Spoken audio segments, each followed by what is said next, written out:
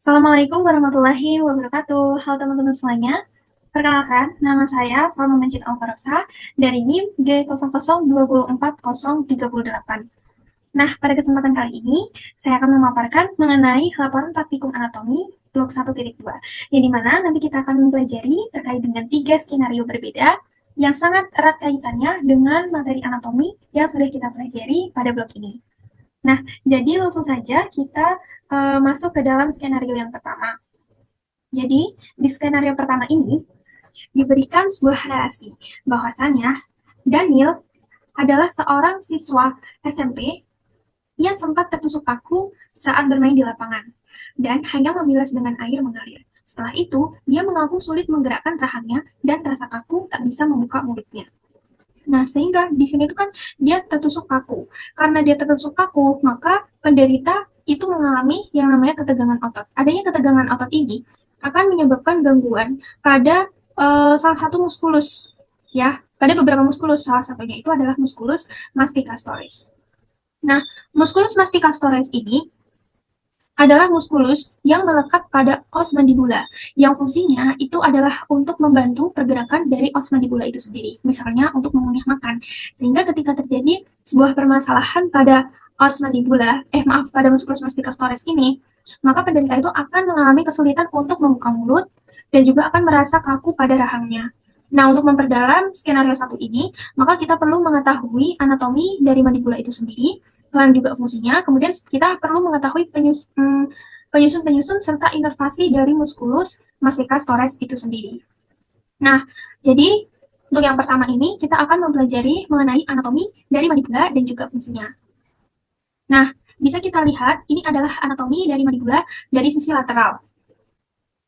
Nah, yang pertama itu di sini bagian depan ini adalah processus coronoideus, sedangkan pada bagian yang lebih lebar bagian belakang ini adalah processus condylaris. Nah, processus coronoideus ini memiliki fungsi sebagai tempat pelekatan muskulus temporal, sedangkan processus condylaris ini memiliki fungsi sebagai tempat untuk berhubungan dengan os temporal. Nah, perlekatan antara processus condylaris dengan os temporal itu akan membentuk artikulatio yang disebut dengan artikulatio temporomandibularis. Temporomandibularis. Sehingga artikulatio temporomandibularis ini merupakan artikulatio yang terbentuk dari hubungan processus condylaris dengan os temporal. Nah, fungsi dari pergerakan dari artikulatio temporomandibularis ini adalah sebagai depresor atau membuka mandibula. Nah, selanjutnya ke bawah di sini adalah angle atau kita sebut sebagai angulus mandibularis. Jadi, angulus mandibularis ini tuh merupakan tempat bertemunya korpus mandibula dengan ramus mandibula. Nah, apa sih yang disebut dengan korpus mandibula dan ramus mandibula itu? Jadi, korpus mandibula itu adalah badan. Yang dimaksud badan itu tuh yang sebelah mana? Ini adalah korpus mandibula. Sedangkan ramus mandibula itu merupakan bagian yang datar. Nah, di mana sih bagian yang datar itu? Jadi, bagian datar dari mandibula itu adalah ini. Jadi, ini merupakan ramus mandibula. Nah, tempat bertemunya antara korpus dan juga ramus itu disebut dengan angulus mandibulae. Selain itu, angulus mandibula ini juga merupakan tempat untuk bersatunya dari otot-otot mandibula. Nah, otot-otot apa saja yang bersatu di dalam angulus mandibula? Itu ada 3. Nah, yang pertama itu adalah musculus temporalis. Kemudian, yang kedua itu adalah musculus macester. Dan yang ketiga itu adalah musculus pterygoideus. Ketiga muskulus ini akan bersatu pada angulus mandibulae. Nah, selanjutnya kita akan masuk ke bagian foramen. Nah, di sini teman-teman kita bisa melihat adanya foramen mental. Jadi, foramen mental itu merupakan tempat keluarnya arteri, vena, dan juga nervus mental. Nah, yang dimana foramen mental ini adalah tembusan dari foramen mandibula. Nah, di mana sih letaknya foramen mandibula itu? Jadi, letaknya foramen mandibula itu ada di sebelah sini. Foramen mandibula itu merupakan foramen terbesar di mandibula, yang dimana foramen mandibula ini merupakan tempat masuknya arteri, vena, nervus alveolaris inferior. Jadi, persyarafan itu akan memanjang di sepanjang rahang, Sehingga ketika kita itu merasakan sakit gigi, nah itu rasa nyeri sakit giginya itu terasa satu rahang karena yang mengalami itu adalah persyarafan. Karena persyarafan itu berjalan dari foramen mandibula, yaitu arteri vena nervus alveolis inferior menuju foramen mental, yang keluarnya nanti akan menjadi arteri vena nervus dari mental gitu. Jadi ini adalah foramen mandibula. Kemudian selain itu, bagian dari ini merupakan sisi posterior. Jadi ini adalah kita sedang melihat sisi posterior dari mandibula. Selain itu, di sini kita juga akan melihat yang namanya spina mentalis. Spina mentalis ini letaknya ada di sebelah sini. Spina mentalis ini fungsinya itu sebagai tempat lewatnya otot glenoid glessus dan juga glenoid glessus. Gitu. Jadi dilewati oleh dua otot tersebut. Begitu. Nah, kemudian di sini kita lanjut ke bagian ini tadi sudah dijelaskan. Kemudian kita lanjut ke bagian musculus masticastores. Nah, penting untuk kita mempelajari musculus masticastores ini. Kenapa? Karena musculus masticastores ini adalah musculus yang menggerakkan os mandibula dan bekerja pada saat mengunyah, yaitu fungsinya tadi ya untuk membuka mandibula. Jadi penyusun dari musculus masticastores ini ada 4 musculus. Ada musculus masseter, kemudian ada musculus temporalis, ada musculus pterygoideus lateralis, dan musculus pterygoideus medialis. Nah, di sini kita bisa melihat bahwasanya letak dari musculus pterygoideus lateral itu ada di sini, yang dimana fungsinya itu adalah untuk depressor mandibula. Depressor sendiri itu artinya membuka, gerakan membuka. Artinya musculus pterygoideus lateralis ini memiliki fungsi untuk membuka mandibula. Kemudian yang kedua, di sini juga kita bisa lihat dengan jelas ya bahwasanya terdapat musculus pterygoideus medialis. Fungsi dari musculus pterygoideus medialis ini adalah untuk levator mandibula. Levator sendiri merupakan gerakan menutup, sehingga fungsi daripada musculus pterygoideus medial ini adalah untuk menutup mandibula. Nah, kemudian dua muskulus lainnya, nih di next slide ya. Di sini adalah musculus temporalis. Jadi musculus temporalis ini adalah satu-satunya musculus yang menyusun os temporal. Nah, fungsi daripada musculus temporalis sendiri adalah untuk levator mandibula. Sehingga dia berfungsi juga bersama dengan musculus pterygoideus medialis tadi untuk melakukan gerakan menutup mandibula. Dan satu lagi, ini adalah musculus masseter. Fungsi dari musculus masseter itu adalah untuk levator mandibula juga. Begitu. Dan yang paling penting, semua muskulus itu diinervasi oleh satu nervus, yaitu nervus mandibularis. Oke, jadi kita lanjutkan pada skenario yang kedua. Nah, di skenario yang kedua ini diberikan narasi seseorang merasa lemas pada tangan, tepatnya pada digit 1 sampai dengan 3, yang tidak dapat berkontraksi saat jari digerakkan untuk menggenggam. Nah, ketika terjadi sebuah permasalahan pada digit ini, maka kita akan berfokus pada regio di sekitar anteribagium dan juga pada regio manus ya. Yang dimana ini nanti akan kita fokuskan lagi kepada dua hal. Yang pertama terkait dengan inervasi pada muskulus di regio anterbagii dan juga manus. Kemudian yang kedua terkait dengan anatomi pada muskulus di regio anterobagium beserta kinesiologi atau pergerakannya. Nah, jadi lanjut saja pada bagian yang pertama, itu terkait dengan inervasi muskulus di regio anterbagii dan juga manus. Jadi yang bagian pertama yang kita pelajari ini terkait dengan regio anterbagii dan juga manus ya, terutama pada inervasinya. Nah, lanjut, di sini ada inervasi muskulus di regio anterbagii. Nah, sekarang kita tahu bahwasanya regio anterbagii itu terbagi menjadi dua bagian, yaitu bagian ventral dan juga bagian dorsal. Yang dimana pada tiap-tiap bagian ini nanti akan dibagi menjadi dua lamina, yaitu lamina superficialis atau lamina yang berada dekat dengan permukaan, dan juga lamina profunda atau lamina yang letaknya itu lebih dalam. Gitu. Nah, sekarang kita fokus pada bagian lamina superficialis. Jadi, pada lamina superficialis, terutama pada bagian ventral ini, itu tersusun atas 5 muskulus, yang dimana nanti akan kita tinjau lebih dalam terkait dengan anatominya di bagian selanjutnya. Namun untuk saat ini, kita lebih terfokus pada inervasi dari kelima muskulus itu. Jadi, apa saja sih muskulus yang menyusun lamina superficialis? Itu ada yang pertama diantaranya adalah musculus pronator teres. Kemudian ada musculus flexor carpi ulnaris, kemudian ada musculus palmaris longus, musculus flexor digitorum superficialis, dan yang terakhir adalah musculus flexor carpi radialis. Jadi, di sini yang perlu kita ketahui itu nomor 1, 3, 4, sama 5, yang artinya musculus pronator teres, musculus palmaris longus, musculus flexor digitorum superficialis, dan musculus flexor carpi radialis ini diinervasi oleh nervus medianus, kecuali pada bagian nomor 2, yaitu musculus flexor carpi ulnaris, yang dimana ini diinervasi oleh nervus ulnaris. Nah, kemudian kita lanjut ke bagian lamina profunda. Jadi, pada lamina profunda ini terdiri atas 3 muskulus yang menyusun ya. Yang menyusun dari lamina profunda itu adalah musculus flexor digitorium profundus, kemudian ada musculus flexor pollicis longus, dan yang terakhir itu adalah musculus pronator quadratus. Nah, yang dimana dari ketiga ini, musculus flexor digitorium profundus ini, dia diinervasi oleh nervus ulnaris. Sedangkan pada nomor 2 dan nomor 3, yaitu musculus flexor pollicis longus dan musculus pronator quadratus, ini diinervasi oleh yang namanya nervus intraosseus anterior yang cabang nervus medianus. Gitu. Nah, selanjutnya kita ke bagian dorsal. Nah, bagian dorsal ini juga terbagi menjadi 2 lamina, yaitu lamina superficialis dan lamina profunda.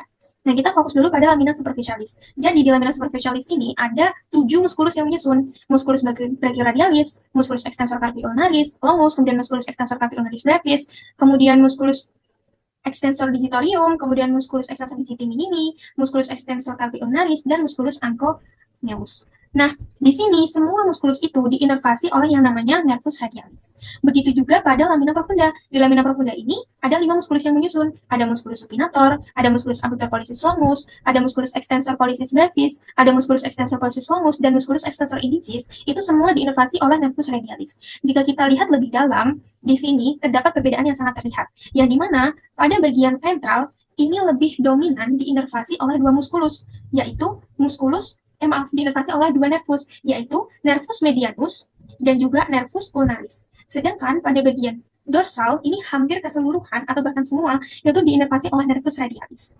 Nah, selanjutnya kita akan belajar mengenai inervasi muskulus di manus. Jadi, di sini lumayan banyak. Yang pertama, itu kita akan belajar mengenai inervasi musculus opponens pollicis. Jadi, musculus opponens pollicis ini akan diinervasi oleh recurrens nervus medianus. Kemudian di sini kita ada musculus abductor pollicis brevis. Musculus abductor pollicis brevis ini akan diinervasi oleh recurrens nervus medianus. Kemudian ada juga musculus di sini musculus flexor pollicis brevis. Nah, flexor pollicis brevis ini akan diinervasi oleh recurrens nervus medianus. Kemudian di sini ada musculus abductor pollicis brevis. Nah, musculus abductor pollicis itu tadi sudah ya direview oleh recurrens nervus medianus. Kemudian di sini ada lagi musculus flexor pollicis brevis. Musculus flexor pollicis brevis tadi sudah juga di recurrens nervus medianus. Kemudian ada musculus abductor pollicis. Nah, musculus abductor pollicis ini diinervasi oleh regio profundus nervus ulnaris. Selanjutnya, di sini kita lihat ada musculus flexor digiti minimi. Nah, musculus flexor digiti minimi ini diinervasi oleh regio profundus dan nervus ulnaris. Kemudian ada musculus abductor digiti minimi. Nah, musculus abductor digiti minimi ini diinervasi oleh regio profundus nervus ulnaris. Kemudian ada juga musculus opponens digiti minimi yang diinervasi oleh regio profundus nervus ulnaris. Dan selanjutnya di sini juga ada loh musculus lumbricalis. Lumbricalis 1 dan 2 itu diinervasi oleh nervus medianus, sedangkan lumbricalis 3 dan 4 itu diinervasi oleh nervus ulnaris. Kemudian ada juga musculus interus palmaris 1-3 yang diinervasi oleh nervus ulnaris, dan musculus interus dorsal 1-4 yang diinervasi oleh nervus ulnaris. Nah, lalu selanjutnya kita akan belajar mengenai anatomi pada musculus regio antebrachium dan juga kinesiologinya. Jadi, seperti yang sudah dijelaskan tadi, bahwasanya regio antebrachium itu terbagi menjadi 2 bagian, ventral dan dorsal, yang masing-masing terbagi menjadi lamina superficialis dan lamina profunda. Nah, langsung saja, di sini bisa kita ketahui bahwasanya pada bagian superficialis, bagian ventral, itu terdiri atas 5 muskulus. Yang pertama adalah musculus pronator teres. Nah, itu letaknya ada di sini. Kemudian yang kedua itu ada musculus flexor carpi radialis. Itu letaknya ada di sebelah sini yang menyusun cukup besar. Kemudian ada lagi adalah musculus palmaris longus. Itu menyusun di sebelah bagian sini. Nah, sedangkan ada musculus flexor carpi ulnaris ini yang lebih kecil. Nah, di sebelah sini. Dan yang terakhir adalah musculus flexor digitorium superficialis. Nah, ini yang menyusun bagian ini dan juga ini. Yang dimana pada kelima musculus itu, origonya adalah di epicondylus medialis umeri. Nah, kemudian lanjut pada bagian ventral, ini tersusun atas 3 muskulus. Apa saja muskulusnya? Jadi yang pertama itu adalah musculus flexor pollicis longus. Ini yang menggunakan di sini. Jadi ketika kita kupas lagi bagian superficialis, itu kita akan menemukan bagian profunda. Kemudian yang kedua itu ada musculus pronator quadratus. Itu bagian sebelah sini. Dan kemudian ada musculus flexor digitorum profundus. Itu ada di sebelah sini yang letaknya cukup besar. Begitu. Nah, kemudian ketiga muskulus ini nantinya akan ini ya, diinervasi tadi sudah dijelaskan. Kemudian, ini jika kita meninjau secara lebih jelas bagian 1/1, Untuk A dan juga B ini untuk bagian superficialis, sedangkan C dan D ini merupakan bagian dari lamina profunda. Nah, di lamina superficialis tadi sudah kita ulas, bahasan ada 5 muskulus yang menyusun. Ada muskulus pronator teres, bagian sini, kemudian ada muskulus flexor carpi radialis, kemudian ada muskulus flexor carpi ulnaris, sebelah sini. Dan yang paling terlihat bagian luar ini adalah muskulus palmaris longus. Dan di bawah muskulus palmaris longus itu ada muskulus flexor digitorum superficialis. Kemudian untuk di bagian profunda sendiri terdiri dari 3 muskulus ya. Yang pertama ada muskulus flexor pollicis longus yang melekat pada os radialis. Kemudian di sini ada muskulus flexor digitorum profundus yang melekat pada os ulna. Maaf, terbalik. Musculus flexor pollicis longus melekat pada os ulna, sedangkan musculus flexor digitorum profundus melekat pada os radialis. Dan ada musculus pronator quadratus. Nah, selanjutnya di sini kita akan mempelajari di bagian dorsal. Jadi, di bagian dorsal itu tersusun atas 7 musculus. Di antaranya adalah musculus brachioradialis yang lumayan besar, kemudian ada musculus anconeus, kemudian ada musculus carpi ulnaris, kemudian ada musculus digiti minimi. Nah, ini dan ada musculus extensor digitorium yang menyusun bagian yang besar. Kemudian ada musculus carpi radialis longus dan ada musculus carpi radialis brevis. Brevis itu artinya pipih. Jadi bentuk muskulnya itu memang pipih gitu. Ya, di mana ketujuh muskulus ini akan diorigo di epicondylus lateralis hungary. Nah, selanjutnya untuk di bagian dorsal, terutama pada bagian profunda, ini tersusun atas 5 muskulus. Jadi apa saja 5 muskulus itu? Ada musculus extensor carpi ulnaris yang pastinya dia akan berhubungan pada os ulna. Kemudian ada musculus extensor digitorium di bagian sini. Kemudian ada musculus pollicis longus di bagian sebelah sini, kurang terlihat. Kemudian di sini ada musculus extensor carpi radialis yang ada di sebelah sini, yang nanti akan berhubungan dengan os radialis. Dan yang terakhir ada extensor carpi radialis brevis yang sudah tadi kita lihat. Nah, selanjutnya kita akan melihat pada kinesiologi. Kinesiologi itu merupakan pergerakan. Jadi, pada radio antebrachium ini terdapat pergerakan pada radio ulnar, yaitu pergerakan yang dihasilkan antara os radius dan os ulna. Yaitu yang pertama adalah pronasi dan juga supinasi. Pada pronasi, gerakan pronasi ini dilakukan oleh pronator teres et quadratus. Sedangkan pada pergerakan supinasi itu dilakukan oleh supinator dan biceps brachii. Nah, sedangkan jika kita tinjau lebih dalam lagi pada regium anus, itu terdapat 4 pergerakan yang dilakukan, fleksi ekstensi, abduksi, dan abduksi. Nah, kemudian untuk gerakan fleksi sendiri itu dilakukan oleh flexor carpi radialis et ulnaris, kemudian untuk ekstensi itu pada semua muskulus extensor carpi, kemudian untuk gerakan abduksi itu dilakukan oleh muskulus flexor dan extensor dari radialis, kemudian untuk gerakan abduksi sendiri dilakukan oleh muskulus flexor dan extensor dari ulnaris. Gitu. Baik, jadi sekarang kita lanjut kepada skenario 3. Ini adalah skenario terakhir. Nah, di sini diberikan narasi bahwasanya seorang pria umur 23 tahun mengalami cedera lutut saat bermain futsal. Nah, ia itu merasakan bunyi krak dan lututnya itu merasa tidak stabil. Nah, setelah kejadian, lututnya itu membengkak dan sulit digerakkan. Artinya, permasalahan utama pada skenario ini terletak pada lutut atau terletak pada articulatio genu. Nah, oleh sebab itu, di sini kita akan mempelajari terkait di antara yang pertama itu adalah anatomi penyusun dari articulatio genu. Kemudian yang kedua terkait dengan ligamentum yang memperkuat dari articulatio genu. Selain itu, kita juga akan mempelajari terkait dengan anatomi dari os femur. Nah, sekarang kita lanjut saja pada bagian yang pertama, yaitu pada penyusun dari articulatio genu. Jadi, articulatio genu ini tersusun oleh 3 articulatio. Nah, apa saja? Di antaranya yang pertama, itu adalah articulatio femoropatellaris. Ini adalah articulatio femoropatellaris, merupakan articulatio yang menghubungkan antara os femur dan os patella. Kemudian yang kedua, itu adalah articulatio meniscofemoralis. Nah, ini merupakan articulatio yang menghubungkan antara os femur dengan os fibula. Dan yang terakhir itu adalah articulatio meniscotibialis. Jadi, ini merupakan articulatio yang menghubungkan antara os femur dengan os tibia. Jadi, di sini letaknya articulatio meniscotibialis. Begitu. Kemudian kita lanjutkan. Di sini ada ligamentum di articulatio genu. Jadi ligamentum apa saja yang memperkuat articulatio genu? Itu ada 4 ligamentum. Nah, di antaranya itu ada ligamentum cruciate anterior, kemudian ada ligamentum cruciate posterior, kemudian di sini ada ligamentum kolateral fibular dan kolateral tibial, kemudian ada ligamentum transversum, kemudian ada ligamentum yang terakhir patella. Yang dimana di sini nanti akan terbagi menjadi dua bagian, yaitu bagian internal dan juga bagian eksternal. Nah, di sini kita bisa lihat bahwasannya di bagian eksternal itu maksudnya di bagian yang dekat dengan permukaan, atau mungkin bisa kita sebut dengan istilah superficialis gitu. Nah, apa saja sih ligamentum yang berkuat articulatio genu di bagian eksternal ini? Nah, di antaranya yang pertama ini adalah ligamentum patella. Jadi, letak daripada ligamentum patella itu ada di sini. Nah, ligamentum patella ini merupakan lanjutan dari tendon musculus quadriceps femur. Nah, kemudian yang kedua itu ada ligamentum collateral fibular. Ini di bagian medial dan juga lateral ini ada dua ligamentum ya, collateral fibular dan collateral tibial. Yang dimana nanti ligamentum collateral fibular ini akan berinsersi dengan os fibula, sedangkan ligamentum collateral tibial ini akan berinsersi dengan os tibia. Begitu. Nah, kemudian selanjutnya di sini ada di bagian ligamentum internalnya. Jadi di bagian ligamentum internal di sini ada ligamentum cruciatum anterior dan ligamentum cruciatum posterior. Jadi yang pertama ligamentum cruciatum anterior ini bisa kita lihat ya, letaknya itu ada di sebelah anteriornya ligamentum cruciatum posterior, yang dimana ligamentum ini akan berjalan dari permukaan dalam condylus lateralis femoris ke arah anterior menuju area intercondylaris antera tibia. Sedangkan untuk ligamentum cruciatum posterior itu nanti akan berjalan sebaliknya. Jadi akan bergerak dari permukaan dalam condylus medialis femoris menuju area intercondylaris posterior tibia. Nah, selanjutnya yang terakhir ini ada ligamentum transversum genu. Ini jika kita lihat dari sudut pandang superior.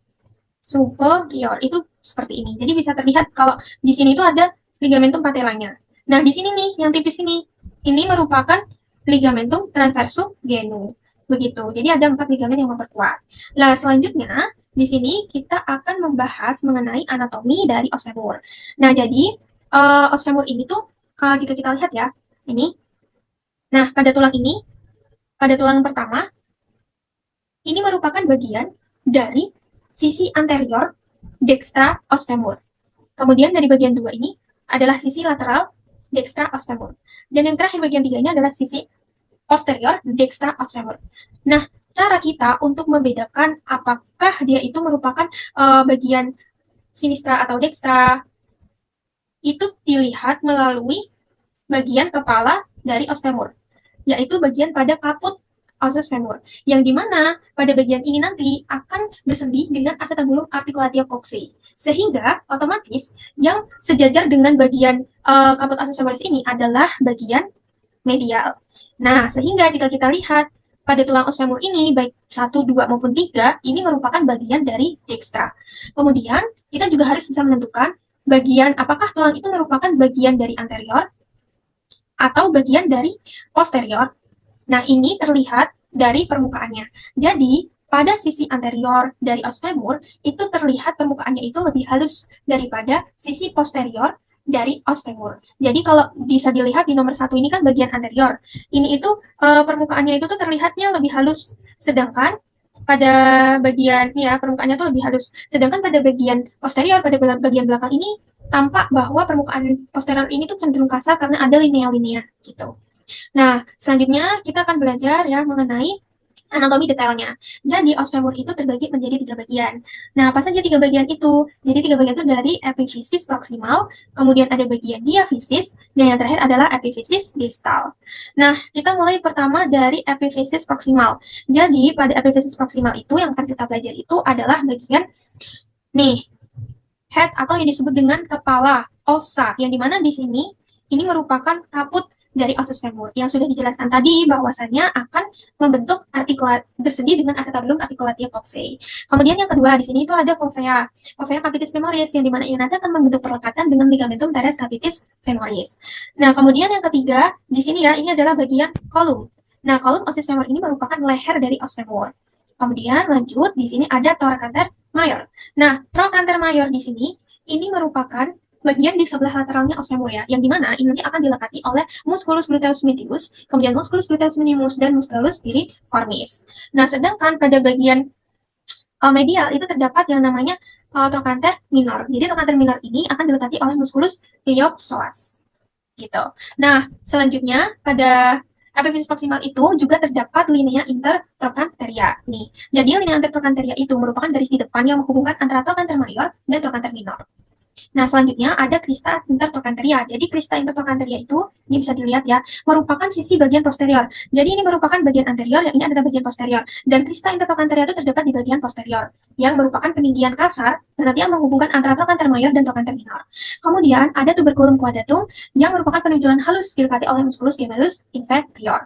Nah, selain itu juga terdapat ini, fossa trochanteria. Nah, fossa trochanteria ini merupakan dataran yang dilekati oleh musculus gemellus superior dan nanti akan beradventium dengan obturatorius internus gitu.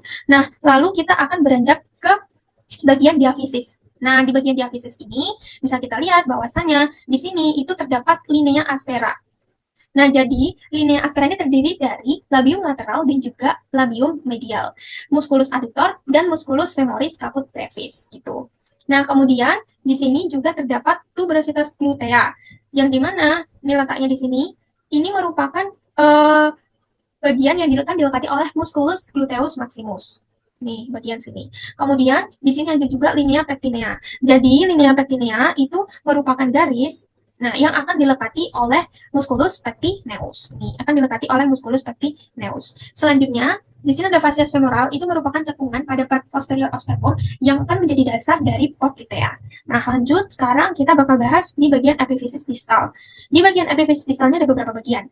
Nih, jika kita lihat di sini itu terdapat condylus lateral dan juga terdapat condylus medial, yang dimana ini itu merupakan tonjolan bulat. Nah, kemudian bagian tonjolan bulat di atas condylus ini disebut dengan epicondylus. Makanya di sini itu terdapat epicondylus lateral dan epicondylus medial, gitu.